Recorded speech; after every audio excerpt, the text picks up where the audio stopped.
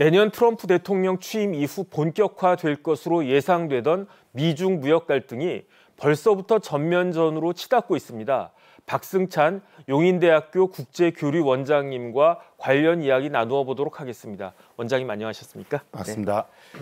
선공을 날린 거는 미국의 바이든 대통령이었어요. 이제 바이든 대통령 임기 한 달 정도 남았나요? 그런데 바이든이 떠나는 길에 중국의 치명타를 날렸는데 다름 아닌 인공지능 개발에 필수적이라고 할 수 있는 고대역폭 메모리 HBM이라고 하죠. 네.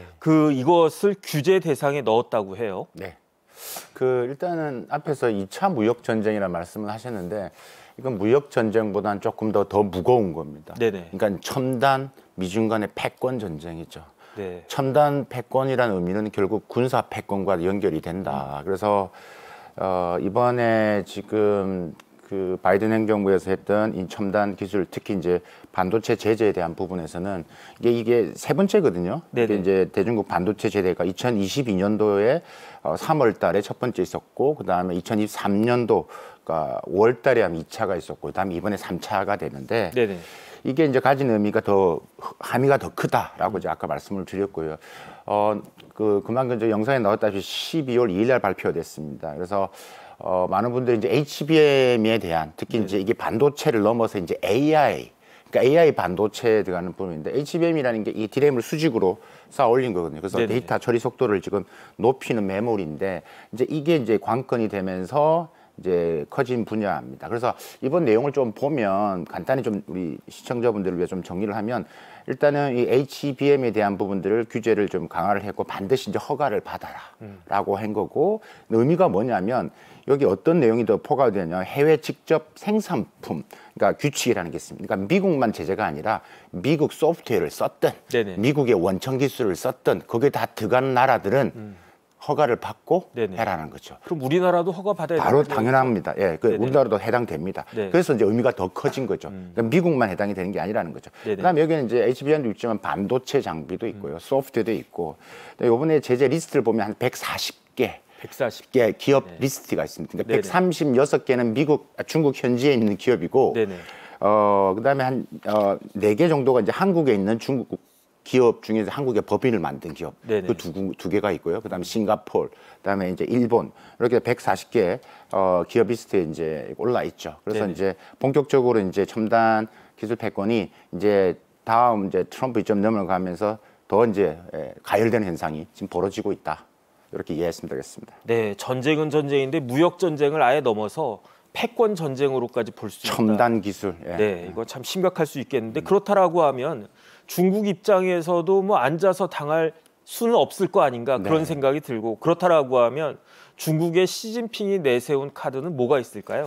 그러니까 일단은 요번에 지금 요번에 보셨다시피 바로 다음 3일 날 바로 이제 아까 나왔다시피 지금 전략 물자 기다렸다는 듯이 갈륨이나 게르마늄 이런 안티몬까지 해서 지금 수출 통제를 했습니다. 근데 사실 이걸 기다렸다는 듯이 말의 의미는 이미 준비가 되어 있다는 이야기입니다. 네네. 이게 지난 6월부터 이미 미 상무부에서 대중국 AI 관련돼서 기술 차단에 대한 여러 가지에 대한 이야기가 나왔고 6월부터 준비가 되어 있었던 거고 여러 나라들과 좀 소통이 있었던 걸로 알고 있습니다. 네. 그래서 있었기 때문에 그때만 해도 예를 들면 지금 우리 HBM 말씀드렸지만 GAA라는 게 있습니다. 이게 이제 미래 AI 칩 생산에 들어가는 또 칩 기술인데요. 이런 부분도 해당이 되는데 어쨌든 기다렸다는 듯이 했고 이게 이제 앞으로의 이제 미칠 영향이 커졌죠. 사실 이 갈륨이나 지금 우리가 지금 게르마늄 같은 경우도 중국이 작년에 이미 한번 했었습니다. 한시적으로 했는데 이걸 다시 이제 끄집어낸 거죠. 그래서 이번이 끝나는 게 아니라 사실 이거는 제가 볼 때는 중국 대응의 입장에서는 그냥 어떻게 보면 맛배기로 보여준 거고 나머지 전략 광물 자원이 또 많거든요. 히토리도 있고 주석도 있고 티타늄도 있고 많습니다.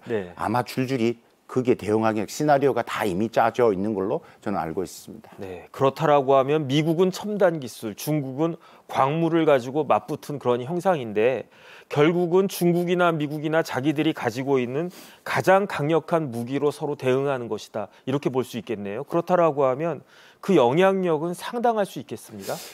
강력하다라고 볼 수 있죠. 근데 이게 이제 시작이기 때문에 더 많은 카드가 아마 이어질 것으로 보여집니다. 그 영향력이 크죠. 말씀드린 일단은 중국 입장에서 미국이 지금 중국의 가장 약한 고리라고 하는 반도체 부분들을 지속적으로 지금 바이든 행정부가 때리고 있습니다. 그래서 이게 지금 중국이 준비가 되어 있다 하더라도 단기적으로는 큰 영향이 있지만 중장기적으로는 이게 이제 결국은 제한적이다. 그러니까 이 제품이나 이런 부분들이 사전에 구매를 했다더라도 이게 단기는 버틸 수 있지만 중장기적으로 매우 영향이 클 수밖에 없다. 그래서 뭐 5G 통신이라든지 그다음에 뭐 인공지능에 들어가는 부분들. 왜냐하면 갈륨 같은 경우가 차세대 반도체, 뭐 태양광, 그다음에 레이더, 전기차 다 들어가는 부분들이 있기 때문에 그래서 중국 입장에서는 그런 산업 부분에서도 이제 영향을 미칠 수 있다라고 말씀드릴 수 있을 것 같고요. 미국 입장에서는 중국이 이제 이런 전략 자원을 이제 통제를 하기 때문에 일단은 첫 번째로 할 수 있는 게 미국 전체 GDP에서 차지하는 부분에 있어서 영향을 미칠 수 있다. 지난 10월이죠. 이 미국 지질조사국에서 보고서가 하나 나왔어요. 만약에 중국이 갈륨이나 게르마늄을 수출 통제를 했을 경우 미국 경제에 어떠한 영향을 미칠 것이냐. 거기 보면 한 전체 GDP에서 미국 GDP에서 한 32, 3억 달러가 감소할 것이다. 라고 지금 이제 발표한 게 있고요. 말씀드렸다시피 지금 미국이 지금 하고 있는 여러 가지 레이더나 전기차, 야간 투시경, 그다음에 태양 전지, 그다음에 광섬유 통신 이런 부분들이 중국이 수출을 안 하면 영향을 받을 수밖에 없죠. 그래서 이런 부분에서 일단은 영향이 시작될 것이다라고 보고 지금 보여지는 것은 미중 관계 이제 트럼프 2.0이 다가올 폭풍 전야다라고 보는 게 더 맞을 것 같습니다. 네, 그런데 이번에 발표된 대중 반도체 규제안은 이제 바이든 정부의 마지막 규제이긴 한데 벌써 세 번째였단 말이에요. 도대체 미국은 중국의 AI 발전을 왜 그렇게 극도로 경계하는 걸까요? 이게 일단은 몇 가지 이유가 있는데 이번에 발표를 하면서 미국이 수출 통제 목적을 명확하게 이야기를 했습니다. 중국이 향후 전쟁의 미래를 바꿀 수 있는 이 첨단 AI 개발을 너무 빨리 간다, 저지를 해야 된다라고 이야기를 하고 있고, 그러니까 여기도 전쟁이 나오죠. 군사가 이 첨단 지금 말하는 AI 반도체가 결국 군사 기술로 가기 때문에 그렇습니다. 두 번째가 중국 반도체 생태계가 구축이 매우 빠르게 일어나고 있다. 이걸 저지하지면 안 된다라는 게 지금 미국 정가의 지금 전반적인 느낌인 것 같고요. 제이크 셜리번 국가안보보좌관이 지난 10월 달에 미국의 한 대학, 그러니까 국립전쟁대학이라는 데서 발표를 했는데요.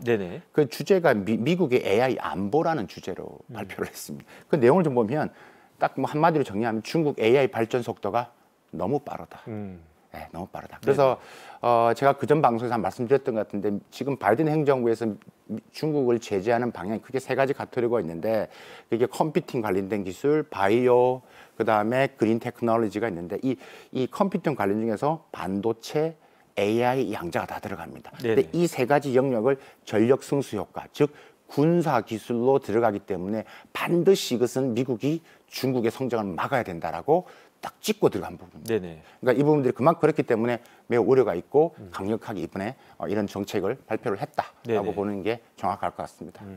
교수님은 중국 자주 다니시잖아요. 최근엔 언제 다녀오셨습니까? 열흘 전에 갔던 거예요. 열흘 전에. 어디 다녀오셨어요? 베이징과 상하이, 천진 이렇게 한번 갔습니다. 중요한 도시는 다 이번에도 다녀오셨을 텐데 그러면 직접 중국에 가 보시면은 AI가 중국에서 얼마나 발전하고 있는가 그 발전 속도가 이렇게 체감이 되고 그런가요? 그럼요. 뭐 크게 한 두 가지만 말씀드리면 실제 사례를 말씀드리면 많은 시청자분들께서 좀 도움이 되실 텐데, 그러니까 우리가 자율주행차라고 하지 않습니까? 자율주행차가 지금 중국 10개 도시에서 지금 말 그대로 그냥 시내를 활보를 합니다. 4단계 정도. 그러니까 사람이 없는, 우리 지금 서울에도 좀 하는데 우리는 사람이 있지 않습니까? 기사가 있는데 지금 중국 같은 경우는 정말 앱으로 부르고 그냥 뭐 사람이 많은데도 그냥 차가 갑니다. 말 그대로 자율주행입니다.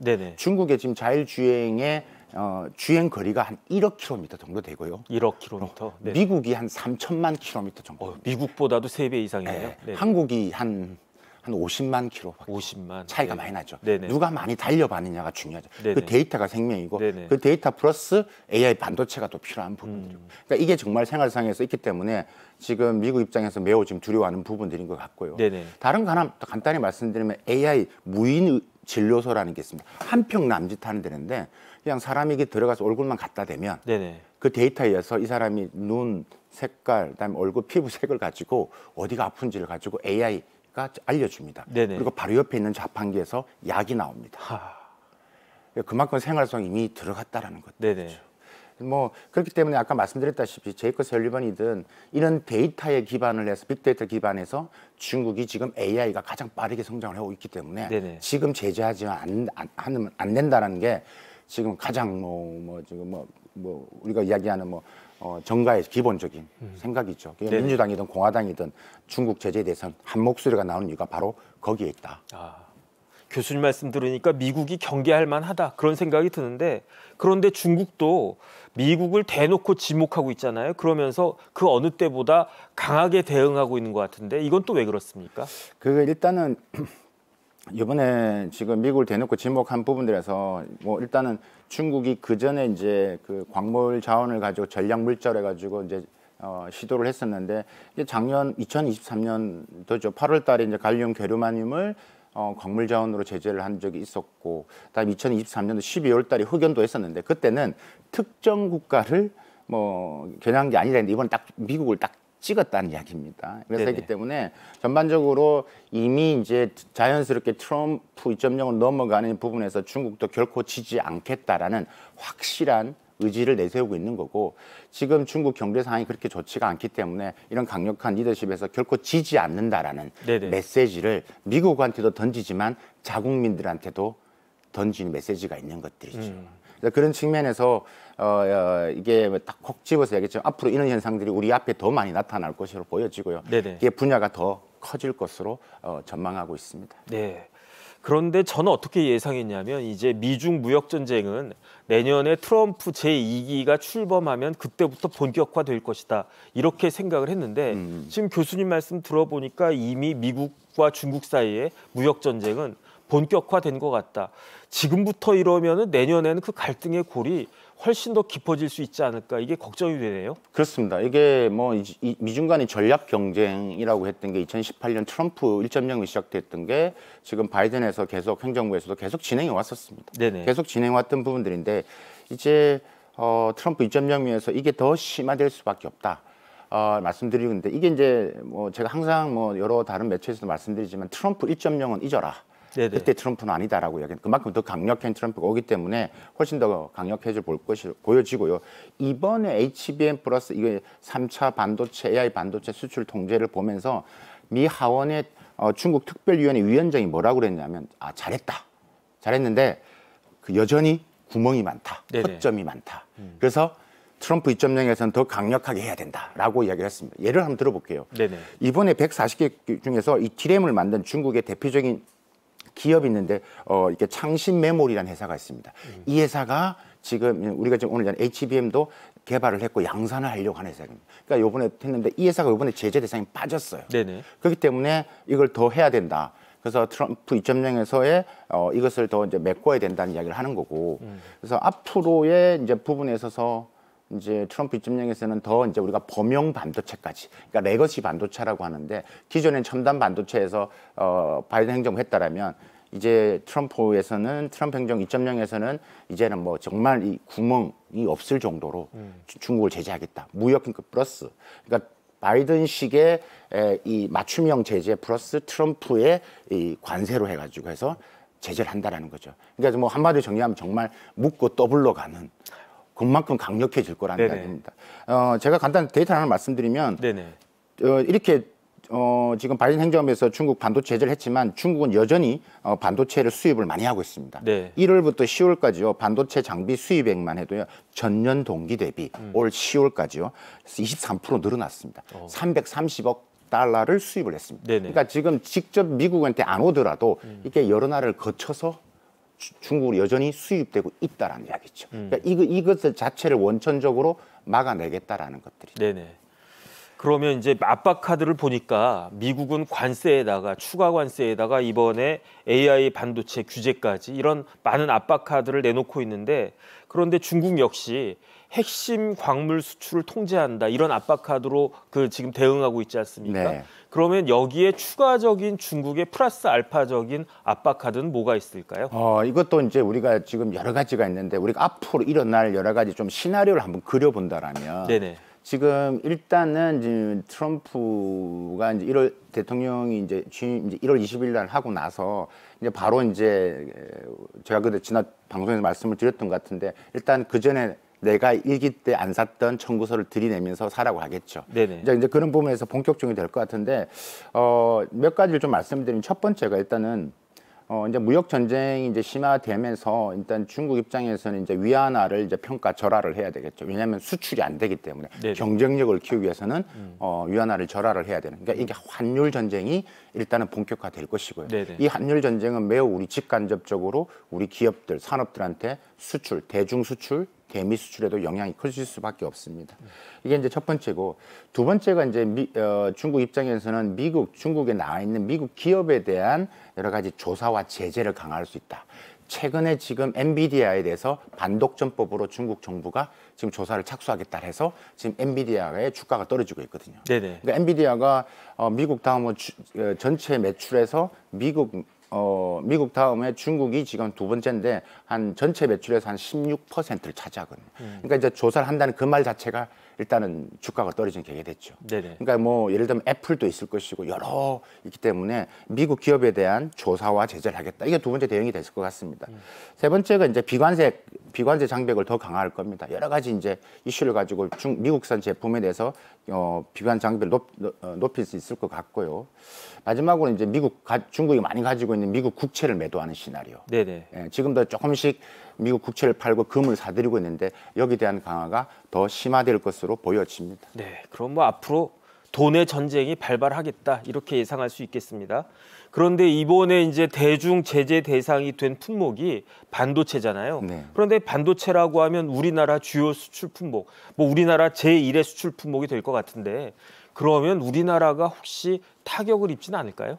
이게 사실 이것도 이게 6월부터 나왔던 이야기다 말씀드렸지 않습니까? 네네. 그렇기 때문에 이제 우리 기업들도 어느 정도 준비를 하고 있었기 때문에 했는데 일단 단기적인 영향은 좀 제한적이다라고 이제 보는데 일단은 이 HBM을 지금 시장 점유율이 사실 뭐 1위가 압도적으로 SK 하이닉스죠. 한 54%를 글로벌 점유율을 차지하고 있기 때문에. 네네. 그다음에 삼성전자가 한 41%고 마이크론이 한 5%인데 일단 뭐 SK 하이닉스는 엔비디아에 지금 뭐 올인하고 있기 때문에 중국의 HBM 관련해서 지금 뭐 하고 있는 게 없고 그럼 삼성전자가 지금 저사양의 HBM을 지금 하고 있는데 중국 매출 비중이 조금 나가긴 합니다. 한 15% 정도 차지하고 있는데 근데 이 부분들에 대해서는 좀 아직까지는 준비를 해왔기 때문에 영향 크지 않을 것이다라고 지금 보고 있고 이게 문제는 이게 이제 앞으로의 어떻게 확산되느냐에 따라서 그러면 이제 지금 미국 입장에서는 트럼프가 왔을 때 우리한테 더 많은 우리가 지금 뭐 그전 부분에서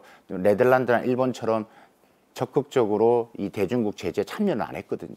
근데 이거에 대해서 트럼프 입장에는 더 강력하게 직접 참여가 요구가 들어오고 이럴 경우는 이 운신의 폭이 더 좁아지고 네네. 그러면 또 우리 기업들 입장에서는 이제 큰 영향을 받을 수밖에 없죠. 그렇기 때문에 이제 그럼 중국 시장과 미국 시장을 정말 이원화해야 되는 상황이 올 수밖에 없을 것 같습니다. 글쎄요, 뭐 단기적인 타격은 별로 없을 것 같다라고 말씀하셨으니까 다행이라고 생각이 되는데 그런데 이게 끝난 게 아니고 앞으로 계속적으로 특히 첨단 산업에 대해서 제재가 이어질 것 같은데 걱정하지 않을 수 없을 것 같습니다. 그렇습니다. 이게 지금 앞으로 지금 말씀드렸다시피 이건 단순히 무역 전쟁이 아니라 미중 간의 첨단 패권 전쟁입니다. 그래서 이런 부분에 있어서의 이제 대중국 제재가 계속 이어질 것 같고 그 강도가 제재 플러스 관세까지 포함이 되는 상황이 커져가기 때문에 이제 사업의 불확실성 그다음에 더 커질 수밖에 없다. 그래서 이렇게 겪고는 제가 좀 전에 말씀드렸던 이원화 전략이 된다는 말씀은 결국 뭐냐면 미국 주도의 첨단 산업 제조의 공급망이 생겨나고 네네. 중국 주도의 첨단 산업 공급망이 생겨나고 또 하나가 유럽도 유럽 나름대로 공급을 만들게 되는 거거든요. 네네. 그러면 미국도 어떻게 보냐면 앞으로는 이게 첨단 산업 부분에서 두 개의 테크놀로지 권역이 생길 수 있다. 그게 미국과 중국이다. 네네. 그럼 우리는 어떻게 되냐라는 것들이죠. 이런 문제가 지금 이제 더 심화될 수 있고 다가올 수 있기 때문에 지금 기업들은 지금 이 분야에 해당되는 기업들, 우리 자동차 업계, 전기차 업계, 그다음에 반도체 업계가 지금 다 지금 신경을 지금 촉각 세우고 있고 보고 있는 분야다라고 말씀드릴 수 있을 것 같습니다. 이게 잘못되면 우리나라 대중 수출 떨어지겠죠. 네네. 떨어질 수밖에 없고 우리나라가 지금 전체 수출에서 지금 한 차지하는 중에 70%가 중간재거든요. 네네. 70%가 중간재인데 대한민국이 수출해서 먹고 사는 나라인데 그 중에 70%가 중간재다. 그리고 그 중에서 한 26%가 중국에 팝니다. 네네. 이제 중국에 파는데 중국이 중간재를 받아서 완제품을 만들어서 미국과 여러 나라 수출하는데 그렇겠죠. 안 되면 네네. 우리도 완성품을 만드는 양이 적어지면 우리도 수출이 떨어질 수밖에 없어요. 그러니까 이런 여러 가지 도미노가 있기 때문에 앞으로 이제 여기에 대한 영향이 커질 수밖에 없고 우리가 이거에 대한 준비를 하지 않으면 네네. 이제 우리가 생각했던 것보다 훨씬 더 많은 네. 어려움이 다가오기 때문에 저는 제가 볼 때는 제가 기업들을 만나고 기업들 이제 강의를 또 가보면 대기업들은 이미 움직이기 시작했습니다. 근데 걱정이 되는 거는 네네. 중소기업들이죠. 중소기업들. 네네. 중소기업들이 이런 변화의 흐름 참 중요하다. 그래서 저희 방송을 많이 보셔야지만 이 트렌드 변화를 빨리 읽을 수 있을 것 같습니다. 네네. 교수님 하실 일이 굉장히 많을 것 같습니다. 그런데 이번에는 중국의 광물 수출 통제에 대해서 좀 살펴보겠습니다. 중국이 전 세계 공급량의 상당 부분을 좌지우지하고 있잖아요. 네. 그렇다라고 하면 우리나라에도 당연히 직접적인 영향이 있을 수밖에 없을 것 같은데 이것도 사실 좀 걱정이 됩니다.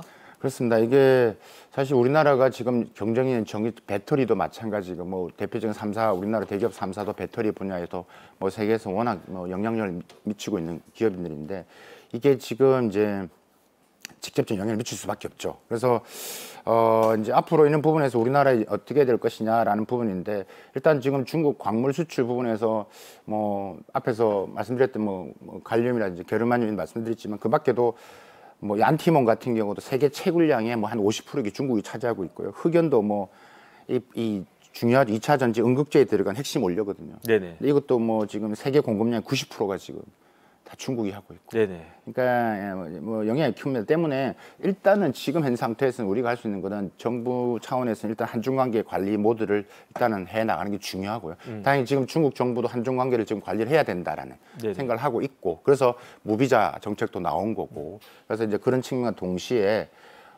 이제 우리 기업 입장에서는 또 계속해서 지금도 하고 있지만 공급망 다변화를 위한 노력들이 더 지속되어야 된다라고 말씀드릴 수 있을 것 같고. 중국이 이렇게 기술 자립해 나가는 부분에서 또 우리가 계속 예의주시하고 모니터링을 하는 것도 결코 잊어서는 안 된다. 네. 이것도 꼭 말씀드리고 싶습니다. 아이고 결국 미국과 중국이라고 하는 두 공룡 사이에 우리나라가 끼어 있는 그 형국 아니겠습니까? 네. 우리나라 앞으로 어떻게 대응해야 되나요? 사실 이 주제만 해도 오늘 방송을 좀 한 20분을 더 해야 될 것 같은 생각이 드는데 하고 싶은 이야기가 많은데 일단 첫 번째는 우리가 지금 중간자 입장입니다. 그래서 여러 가지 표현을 많이 하는데 우리가 뭐 끼어 있어서 어떻게 해야 되냐 하는데 그러니까 중간자적인 입장에서의 국가의 대외 정책은 결국은 균형을 잃지 않는 겁니다. 네네. 그래서 미중에 이는 균형적 역할을 하는 게 매우 중요하다. 네. 그런 측면에서 우리가 이제 앞으로 지금 국익의 관점에서 미중 간의 등거리 외교를 더 강화시킬 필요가 있다. 그건 뭐 확인합니다. 그래서 좀 치우치지 않는 그런 정책이 좀 외교 정책이 더 필요하다는 말씀을 드리고 싶고, 두 번째가 이제 우리 기업 입장에서는 이제 중국 시장에 갖다 팔 거, 미국 시장에 갖다 팔 것을 분리를 해야 됩니다. 아까 말씀드렸다시피 지금 분위기가 완전히 디커플링이 갑니다. 제가 화근하건데 첨단 산업은 미국과 중국, 이미 미국은 마음을 먹었습니다. 네. 절대 놔두지 않겠다라는 거. 그럼 두 개의 테크놀로지 권역으로 간다라는 거. 그럼 거기에 대해서 우리는 미국과 중국에 파는 것들을 구분해서 파는, 이게 유럽은 이미 시작했습니다. 네네. 그런 이원화 전략을 생각을 해야 된다라고 말씀을 드리고 싶고, 그다음에 이제 하나가 세 번째로 말씀드릴 게 이제 공급망 다변화 플러스 이제 초격차 유지를 계속해야 되죠. 우리가 잘하는 것을 네네. 선택과 집중이 매우 중요하다라고 말씀을 드리고 싶습니다. 네네.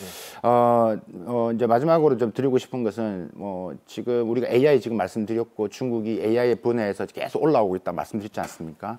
그래서 중국의 이런 기술 자립의 속도가 매우 만만치 않다. 그래서 우리가 좀 이 제조의 혁신에서 중국이 지금 변화되는 것을 정말 생태계 부분에서 조금 더 관심을 가지고 지켜보고, 네네. 그 와중에서 중국과 협업을 할 수 있는 분야를 찾아내는 이제 그런 지혜, 그런 전략적인 노력이 수반되어야지만 앞으로 트럼프 2.0에서 이제 우리가 잘 지켜낼 수 있고 우리의 국익의 관점에서 우리 기업들이 더 성장할 수 있는 하나의 기회, 모멘텀이 되지 않을까라는 생각입니다. 참 쉽지 않은 숙제인 것 같습니다. 미국 대선 기간 동안 잠시 소강 상태였던 미중 무역 전쟁에 이렇게 또다시 불이 붙었습니다. 앞으로도 양국의 움직임 글로벌 인사이트가 주시해서 전해드리도록 하겠습니다. 지금까지 도움 말씀에 박승찬 용인대학교 국제교류원장님이었습니다. 원장님 오늘도 감사합니다. 감사합니다.